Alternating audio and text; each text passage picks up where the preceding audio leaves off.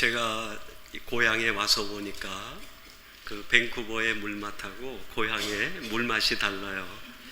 그래서 우리 빛과 소금계의 물맛은 어떤가 미리 한번 맛을 봤습니다. 네, 오늘 이렇게 귀한 강단을 허락해 주신 우리 최상묘 목사님과 또 당회원들과 또 교우들, 또 이 시간 헌신의 갈단과 고백을 드리는 우리 동산 책임자, 또 우리 귀한 찬양대 모든 분들에게 하나님의 풍성하신 은혜가 함께 하시기를 바랍니다. 중국에 있는 성현 중에 한 사람 이름을 대면, 또 제가 내용을 얘기하면 여러분이 그 사람, 할 만한 사람이 세상에서 즐기는 세 가지 기쁨을 얘기합니다. 배우고 익히니 이 또한 즐겁지 아니한가. 학문에 대한 즐거움, 배우는 것에 대한 행복이죠. 근데 우리들은 세상이 말하는 그 즐거움을 한 번 더 뒤집어 봐야 됩니다. 배우는 것이, 몰랐던 것을 새로 깨닫는 것, 대단한 즐거움, 대단한 쇼킹한 일이라 할 수 있겠습니다. 그러나 배우는 일 자체보다 무엇을 배우느냐 더 중요한 거죠.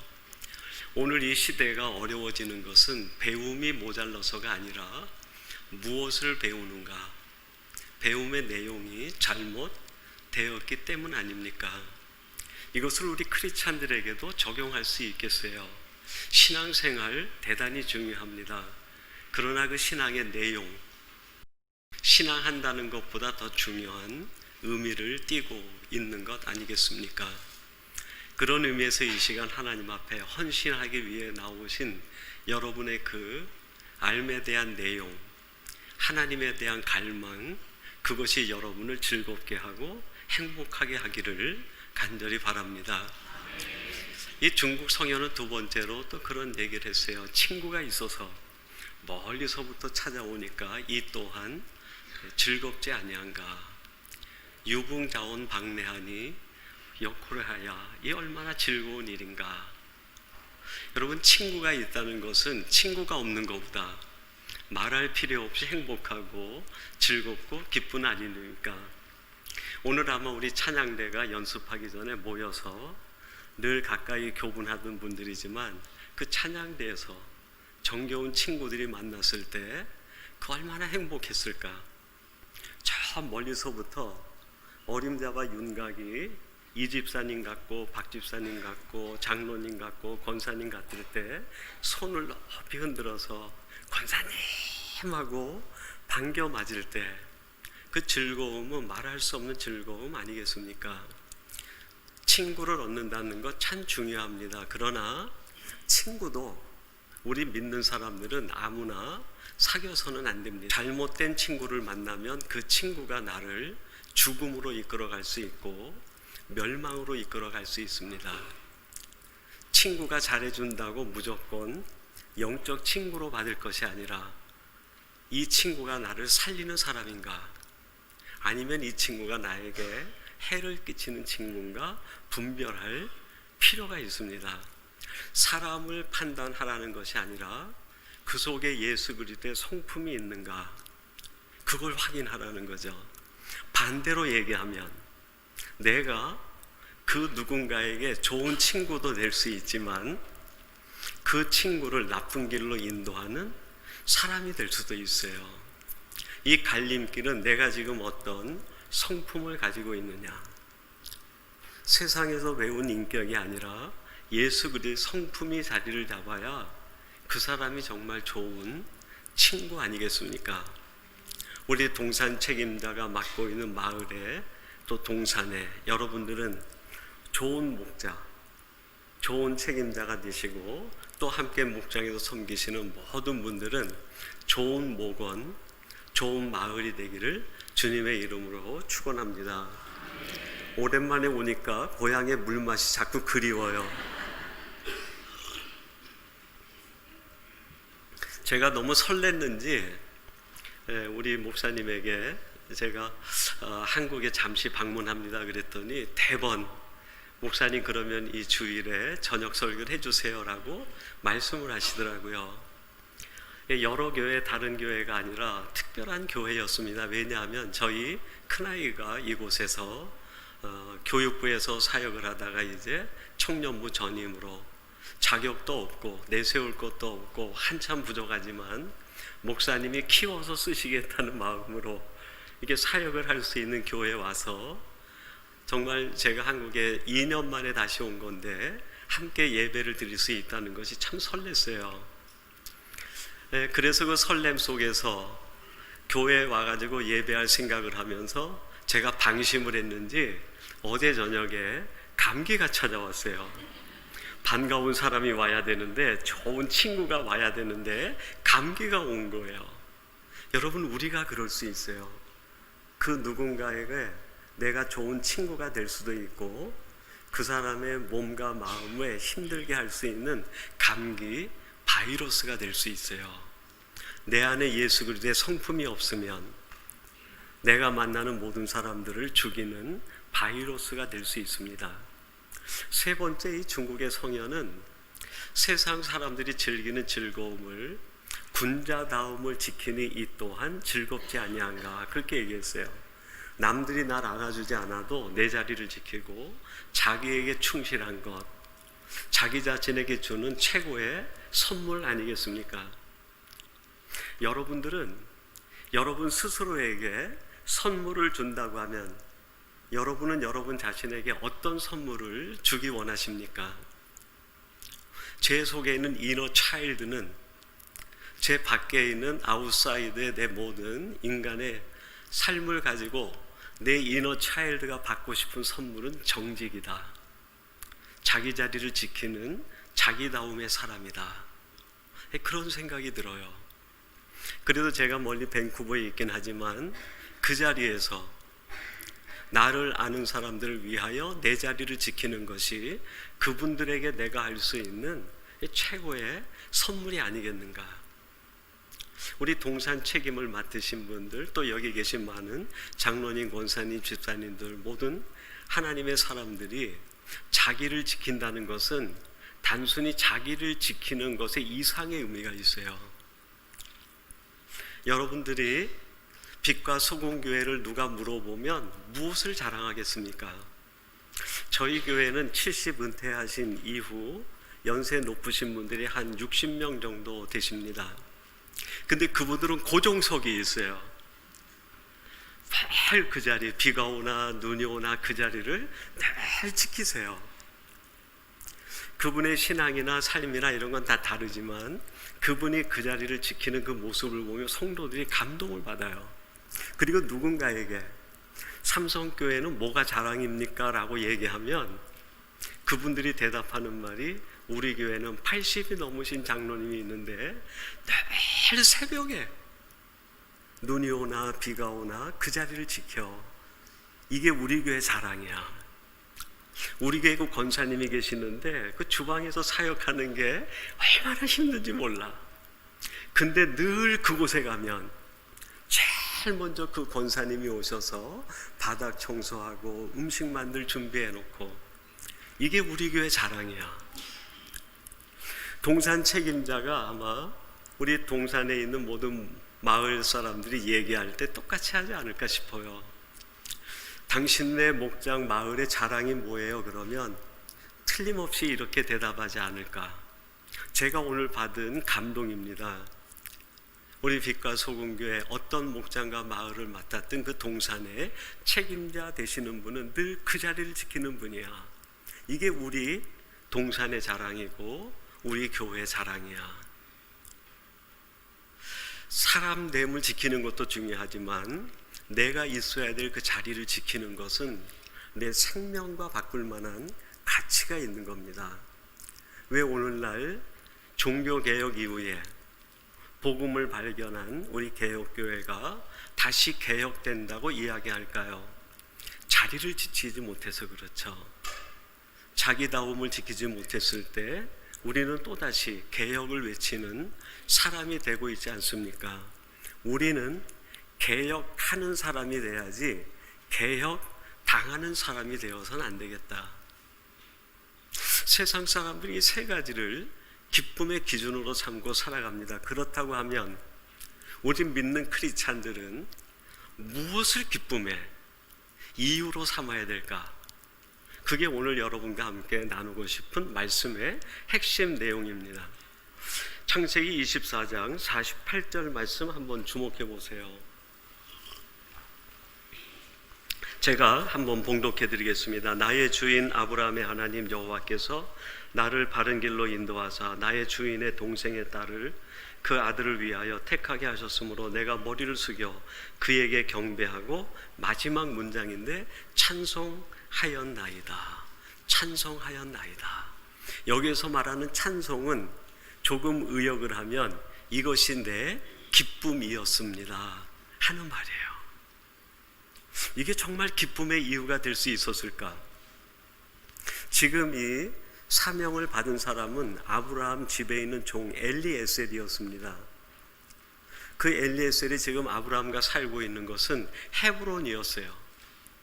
근데 그 헤브론으로부터 그 아들 이삭을 위해서 부인을 구해오라고 보내는 하란, 거기까지는 약 900km 정도 떨어진 먼 거리입니다.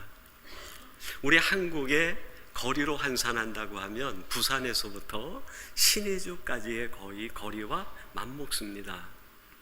자동차를 타고 가도 몇 박 며칠 가야 되는데 걸어서 900km를 간다고 하면 이건 상상을 초월하는 거 아닙니까? 기쁨의 이유가 아닙니다. 그 말 자체로 보면은 고난의 이유예요. 부담의 이유가 됩니다. 왜 나만 이렇게 어려운 거 시켜? 왜 나만 이렇게 힘든 일 시켜? 나는 좀 편한 거 하면 안 돼? 반감이 생길 수 있는 이유죠. 근데 이 엘리에셀은 그 사명을 붙들고 찬송했다 얘기를 해요. 이것이 나의 기쁨이다. 여러분이 힘든 사명이라도 그걸 내게 주신 하나님의 미션으로 받아들이는 순간 그 큰 고난의 크기만큼 기쁨으로 바뀌어버려요. 제가 예배 마치고 나갈 때 여러분들에게 돌멩이를 하나씩 주면서 제가 능력이 있어서 여기서 여러분에게 나눠둔 돌을 교회 문 밖에 가지고 나가는 순간 내가 기도 한번 하면 그게 금덩이로 변한다고 하면 여러분 어떤 돌을 받으시겠어요? 손톱만한 거? 아마 저를 째려보고 왜 그 옆에 있는 큰 거 주지 않냐고 아마 저를 향해서 원망할 겁니다. 내가 지금 받은 십자가가 힘들고 어려운 것 같지만 천국문을 통과하는 순간 그 크기가 황금이 되고 면류관이 되고 하나님이 주시는 최고의 선물이 되지 않습니까? 이거를 엘리에셀이 알았던 거예요. 900km 생명을 걸고 걸어가야 되는 그 길이 눈으로 볼 때는 고난이지만 이 사명을 마쳤을 땐 그게 하나님이 내게 주시는 면류관이요 내 인생 최고의 기쁨이라는 것을 알게 되었어요. 이걸 아는 사람만 십자가 앞에서 내게 주신 사명 앞에서 종으로 헌신할 수 있게 됩니다. 그때 헌신은 불평과 원망이 없는 정말 엑기스 100%의 순결한 섬김과 헌신이 될 수 있는 거죠. 저희 교회도 마을에서 매 주일 예배를 드리고 난 뒤에 이제 장으로 나눠져서 큐티를 합니다. 그 일을 맡은 목자들이 아주 힘들죠. 목원들 챙기랴, 주일날 자기 은혜 받으랴, 성도들 관리하고 메신저를 통해서 계속 성도들과 교제하고 서로 마음을 나누는 일이 쉽지 않아요. 근데 그분들이 주일날 천천히 큐티 나누고 한 다음에 집에 돌아갈 때 보면 내 눈에는 전부 날아가는 것 같아요. 얼마나 기뻐하는지. 그 부담이 사명을 마쳤을 때 문 밖에 나가는 순간 그 크기만큼의 기쁨이 찾아오고 그 크기만큼의 행복이 찾아오는 거 아닙니까? 앞으로 우리 빛과 소금교회 동산 책임자나 성도님들은 목사님을 또 교구 담당 목사님들을 째려보는 성도들이 되시기 바랍니다. 날 어떻게 보고 이딴 거 요만한 거 주는 거야? 왜 저 사람은 요만한 거 주고 왜 나는 요만한 거 주는 거야? 내가 천국 가서 요만한 상급 받으라는 말이야? 라는 생각으로 째려보시고 큰 것 줄 때 그 앞에서 큰절하시고 감당하심으로 지금 살아가는 인생에서는 그것 때문에 힘들지 모르지만 천국문에 들어서는 순간 여러분은 그것 때문에 가장 행복하고 기쁜 성도가 됩니다. 그러면 엘리에셀이 이 기쁨을 누리기 위해서 어떻게 했을까요?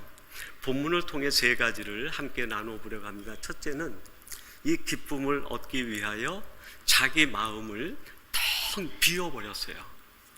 9절 말씀인데 제가 봉독해 드리겠습니다.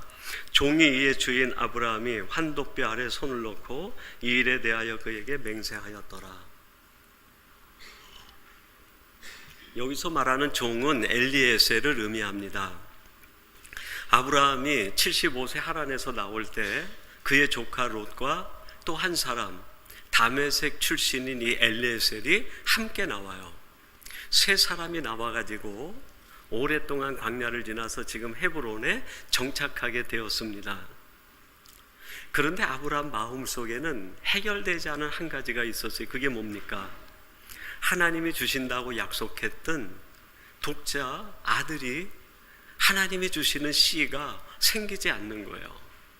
십수년 기다리다가 아브라함의 인내 한계가 이르렀을 때 창세기 15장 2절에 보면 하나님 앞에 따지듯이 얘기합니다. 하나님, 제가 하란에서 말씀을 듣고 나온 지가 오래되었는데 아직도 제게 씨를 주지 아니하시니 이제 내 상속자는 내가 길리온 내 집에 있는 종 엘리에셀입니다 라고 얘기를 해요. 여러분, 아브라함은 굉장히 신중한 사람입니다. 갑자기 하나님 앞에 생각난 대로 우리 집에 있는 종 엘리에셀이 우리 집의 상속자입니다라고 얘기하지 않았을 거예요. 그의 치밀함은 창세기 14장에 보면 자기 집에 사명 318명을 키운 것으로 보면 얼마나 그 모든 상황을 예비하고 대비하고 충분히 준비하는 철저한 대비의 사람인가 하는 걸 알 수 있어요. 그런 사람이 뜬금없이 하나님 만났다고 엘리에셀이 내 집에 상속자입니다라고 얘기하진 않았을 것 같아요. 이 부분엔 저의 추측이 있습니다. 성경이 전혀 말하지 않기 때문에 아브라함이 평소에도 엘리에셀에게 이런 마음을 전하지 않았을까?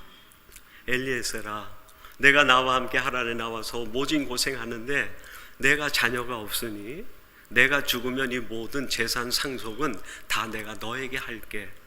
문서나 말씀으로 조약은 없어도 심증적으로 마음으로 교류가 된 게 아닐까. 그런데 어떻게 됐습니까? 100세에 아브라함에게서 이삭이 태어난 거예요. 여러분, 우리는 구속사 관점에서 이삭 대단히 중요하죠. 하나님의 구속의 역사의 흐름을 이끌어가는 두 번째 족장이 되는 사람이고 약속으로 얻은 사람이고 그 이삭의 줄기에서 예수 그리스도가 오시고 우리의 구원이 완성됩니다. 이름만 떠올려도 행복한 이름이에요. 제가 알고 있는 코스타리카에 그 조은재 선교사님이라고 계신데 그 선교사님이 둘째 아이를 낳았을 때 이름을 이삭이라고 지었어요. 얼마나 좋았으면 이삭이라고 지었겠어요. 내가 늦은 나이에 이 아이를 얻었다. 얼마나 행복했으면. 근데 엘리에셀 입장에서 이삭을 한번 바라보세요. 엘리에셀 입장에서 이삭은 그렇게 좋은 아는 아니었습니다. 이삭이 태어나는 순간 자기는 상속자의 위치에 있다가 한순간 다시 종의 자리로 전락해버리는 자기 인생 최악의 순간이었어요. 여러분, 우리가 살아가는 인생이 이렇지 않습니까? 저 사람의 행복이 내 행복이 돼야 되는데 오히려 그 행복 때문에 내가 더 처절한 절망에 빠질 때가 얼마나 많습니까? 저 사람이 누리는 기쁨이 똑같이 내 기쁨이 돼야 되는데 오히려 그 사람이 받은 기쁨이 내 인생 최악의 사건이 되는 거예요. 제가 오래전 한국에서 목회할 때 한 유모집을 봤어요. 그 유모집에 굉장히 재미있는 이야기가 있더라고요. 두 낚시꾼이 바다에 낚시를 하러 갔는데 한참 낚시를 하다가 옆에 있는 두 친구가 고기를 한 마리도 못 잡는 거예요. 그런데 갑자기 옆에 있는 친구가 낚시질을 해서 고기를 올렸는데 고기가 월척이었어요. 월척인 걸 보고 그 앞에서 박수를 치고 즐거워합니다. 근데 그 고기를 낚는 순간에 어떻게 했을까요? 고기를 딱 놓쳐버린 거예요. 친구가 어떻게 했을까요? 돌아서서 박수치고. 여러분, 지금 엘리에셀의 마음이 이런 마음 아닙니까? 내 행복, 내 희망, 내 기대가 잘 진행되는 것 같았는데 이삭이 태어나는 순간 자기 인생은 다시 절망의 구덩이로, 종으로, 다시 옛 어려운 상황으로 돌아가 버린 거예요. 우리들이 신앙생활할 때 가장 힘들고 어려운 부분이 이거 아닙니까? 이럴 때 우리 마음속에 두 가지 상자가 만들어져요. 그 상자는 정확하게 한문과 일치하지 않는 한글입니다. 두 가지 상자가 만들어지는데 첫째는 섭섭함. 우리가 보통 함을 한자로 쓰면 상자잖아요. 근데 이건 한글이기 때문에 한자가 아니라 상자는 아니에요. 그러나 섭섭함이라는 마음의 상자가 만들어져요. 또 하나가 만들어지는데 뭘까요? 괘씸함. 나이가 어린 사람들은 위에서 하는 일을 바라보며 섭섭해집니다. 위에 있는 분들은 아랫사람들이 하는 걸 보면 괘씸해져요. 여러분, 우리 마음에 두 가지 내려놓아야 되는 상자가 만들어져요.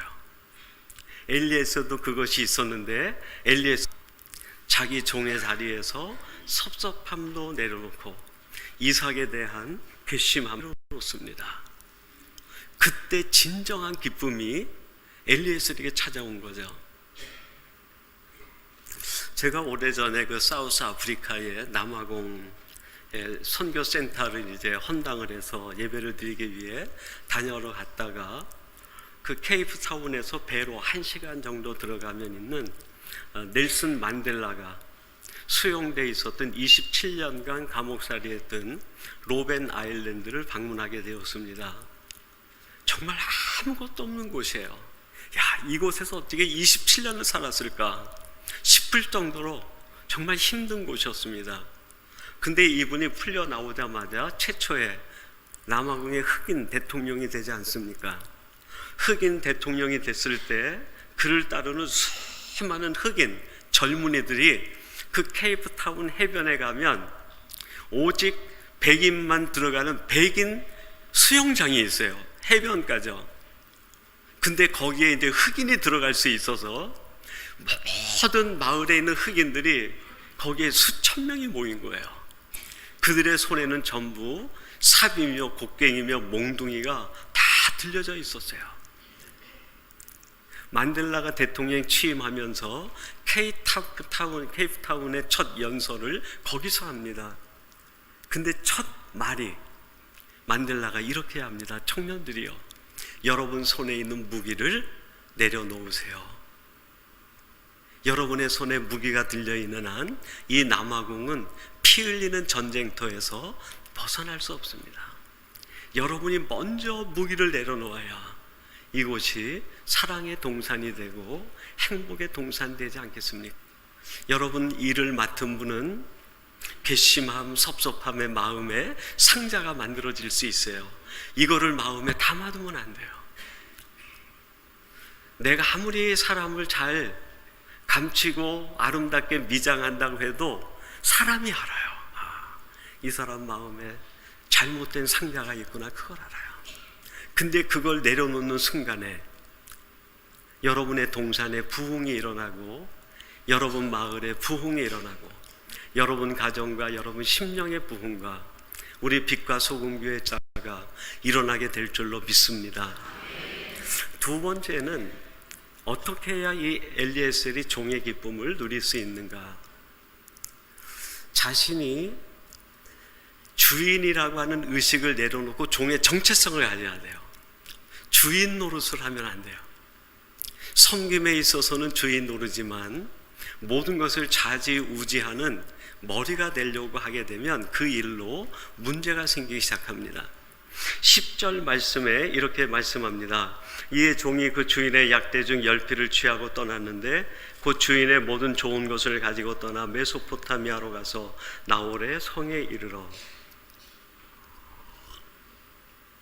아브라함이 이제 엘리에셀에게 이삭의 부인을 구해오라 얘기하면서 하란으로 보냈는데 그냥 보내지 않았어요. 나귀 약대 10피를 데려다가 그 10필에다가 아브라함이 가지고 있는 모든 좋은 것들을 바리바리 실은 거예요. 그리고 그거를 전부 엘리에셀에게 주고 이것 가지고 가서 그 부인을 구해서 데려오라는 거예요. 말씀드렸듯이 엘리에셀의 고향은 다메섹 사람입니다. 다메섹이에요. 헤브론과 하란과 그 사이에 다메섹이 있어요. 자기가 지금 아브라함 밑에서 종으로 살았지만 상속자가 될 뻔했다가 이삭이 태어나는 바람에 종이 되어버렸어요. 섭섭함과 괘씸함이 들어올 수 있습니다. 그러면 슬그머니 주인이 맡겨준 약대의 모든 재물들 슬쩍할 수 있잖아요.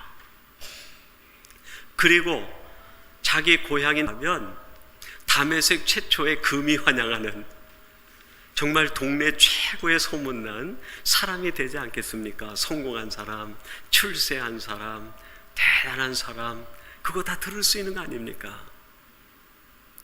그렇게 간다고 한들 아브라함이 어떻게 엘리에셀이 어디로 갔는지 알고 찾아와서 그를 뒷조사하고 찾아가겠어요? 300km가 넘는 길. 그런데 여러분, 엘리에셀은 주인이 맡겨진 그곳에 조그만 것 하나라도 마음에 담아두지 않았어요. 왜 그랬을까요? 이 모든 것은 내 것이 아니라 주인의 것임을 알았기 때문이에요. 영어의 문장은 주어와 동사로 되어 있습니다.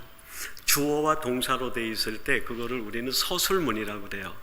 주어가 말하는 대로 동사가 액션을 취하죠.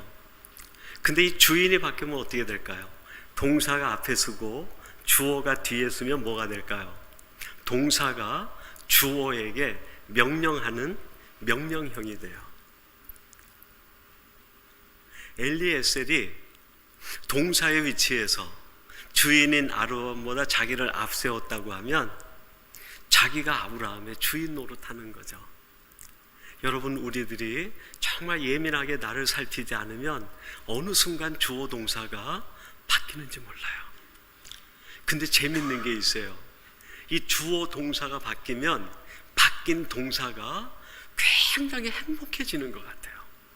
전부 내 말에 순종하는 것 같고 전부 내 말에 복종하는 것 같고 내가 세상에 최고가 된 것 같이 생각이 됩니다. 근데 그것이 바뀌는 순간 어떻게 됩니까?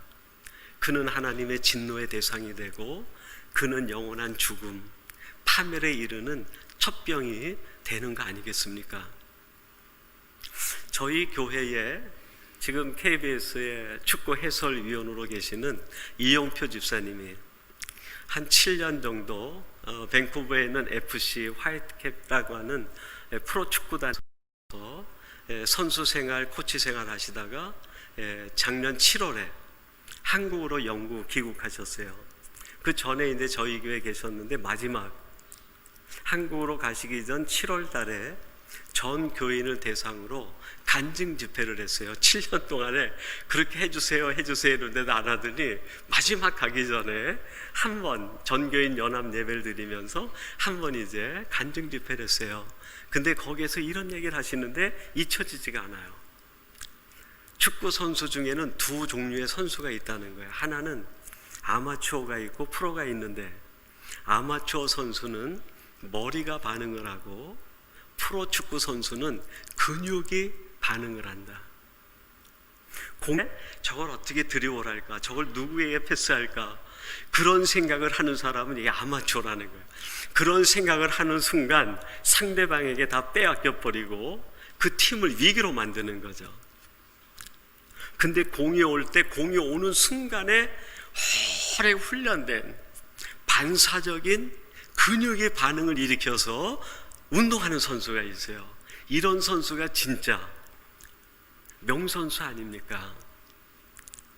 여러분, 우리가 하나님의 즐거움의 종이 되어 산다는 것은 머리가 반응하는 사람이 아니라 가슴이 반응을 하고 우리의 훈련된 근육이 반응을 할 때 그 사람을 통하여 팀의 승리가 이루어지고 그 사람을 통해서 하나님의 나라가 세워지는 거 아니겠습니까?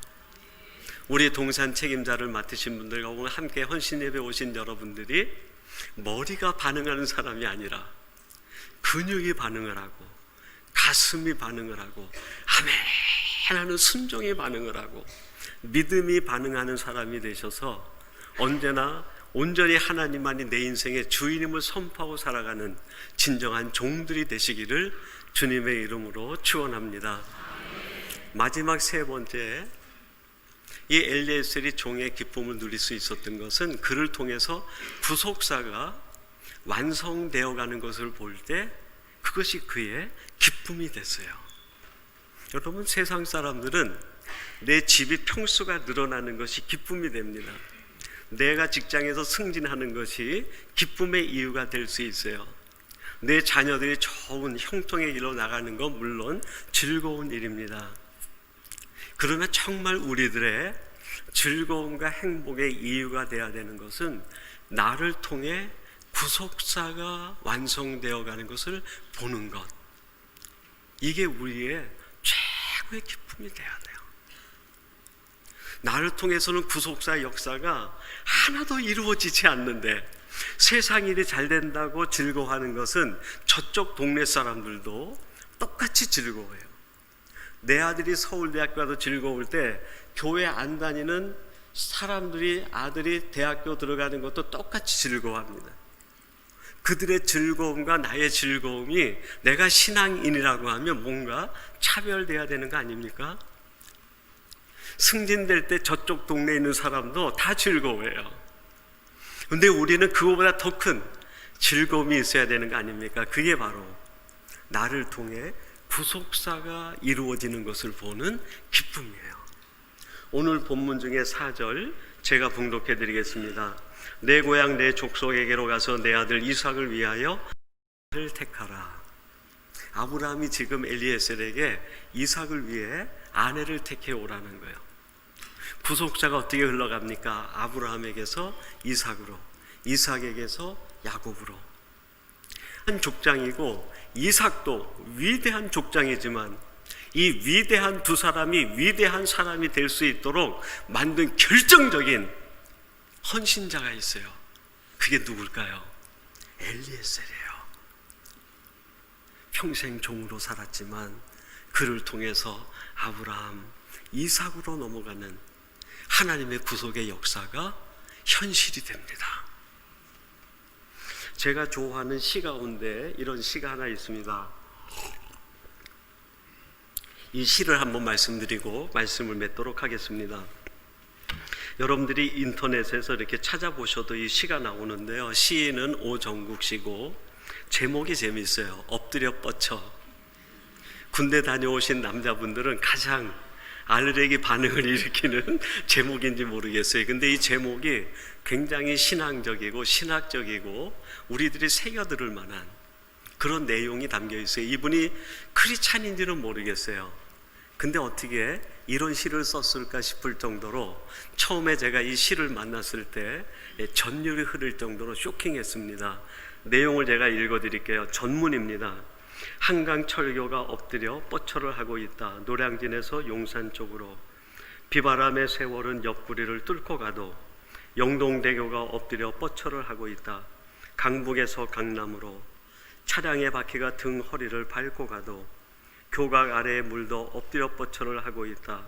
동쪽에서 서쪽으로 서쪽에서 동쪽으로 팔과 다리의 살점들을 내맡기고 있다. 그들은 무언가를 견디고 있다. 물결은 물결대로 쇠붙이는 쇠붙이대로 돌멩이는 돌멩이대로. 한강철교가 강북과 강남을 연결하기 위해서 등허리를 넓게 펴고 이렇게 엎드려 뻗쳐 그것도 힘든 일인데 조석으로 차량들이 그 등허리를 밟고 지나갑니다. 얼마나 힘들겠어요. 그것도 괴로운데 날이 바뀔 때마다 세찬 바람이 옆구리를 뚫고 지나갑니다. 도대체 내가 뭐 하고 있는 건가? 내 인생은 뭐란 말이야? 내 인생 40, 50, 60 엎드려 뻗쳐만 하고 있는 게 내 인생이란 말이야? 한탄할 만하잖아요. 근데 이 시인은 그 엎드려 뻗쳐하는 모습에서 다른 걸 봅니다. 이쪽과 저쪽을 연결하고, 상처 입은 자와 아픈 자를 연결하고, 고난당하는 자와 희망을 기다리는 자를 연결하고, 하나님 없는 자와 하나님을 아는 자를 연결해 주는 거예요. 그래서 강북과 강남은 문화도 다르고 삶의 태도도 다르고 모든 분위기도 다르지만 이 철교 다리어 이 두 곳이 어떻게 됩니까? 자랑스러운 대한민국이 되는 거예요. 여러분들이 엎드려 뻗쳐하고 있을 때 그 사람으로 인하여 여러분이 있는 그곳이 거룩한 하나님의 나라가 될 줄로 믿습니다. 저는 밴쿠버에서 우리 목사님을 알고 난 뒤부터 우리 빛과 소금 교회를 가끔씩 인터넷으로 들어옵니다. 그러면서 느끼는 것이 정말 이 도시와 또 시골, 경기 이 전체 대한민국 모두를 연결하는 교량의 역할을 또 우리 빛과 소금 교회가 하고 있고 우리 성도들이 하고 있구나. 지금은 태계원을 넘어서서 전 세계, 우리를 알지 못하는 저 이방 세계까지 교량의 역할로 선교사도 파송하고 수많은 단기 선교를 통하여 하나님의 역사를 이루어가는 이 시대의 진정한 교량의 역할이 우리 목사님이 그 고되고 힘든 속에서도 죄하고 전화할 때면 늘 성도들 걱정이에요. 우리 성도들이 믿음이 자라고 신앙이 자라야 되는데 삶이 회복되고 세상에서도 잘 되고 자녀들이 형통해야 되는데 이걸 기도하다 보면 새벽 시간이 언제 지났는지 모릅니다. 교회 자랑이 입에서 끊어지지가 않아요. 근데 제가 와서 보니까 자랑할 만 하신 것 같아요. 여러분, 특별히 우리 모든 동산 책임자와 오늘 예배하는 성도 여러분들이 내게 왜 이런 일을 맡겼어가 아니라 그것이 천국문을 지나가는 순간 상급이 되는 걸 기억하세요. 절대로 내가 주어 동사가 바뀌지 않는 주인 노릇하지 마세요. 오히려 주인이 말씀하시는 대로 아멘 하고 순종할 때 여러분 그곳에서 하나님의 축복을 누릴 수 있습니다. 무엇보다도 내게 주신 자리, 힘들고 어려운 자리예요. 동산 책임자가 돼서 성도의 삶을 책임지고 교회 부흥의 견인차가 된다는 것 눈물 없이는 할 수 없습니다. 늘 엎드려 뻗쳐하고 있는 우리 많은 재직 여러분들이 그 사명 감당하심으로 이곳에서부터 하나님의 나라 운동이 회복이 되고 우리 온 대한민국과 세계 열방에 하나님 나라 구속의 역사가 완성되는 축복을 누리는 우리 교회와 성도와 동산 책임자가 되시기를 주님의 이름으로 축원합니다.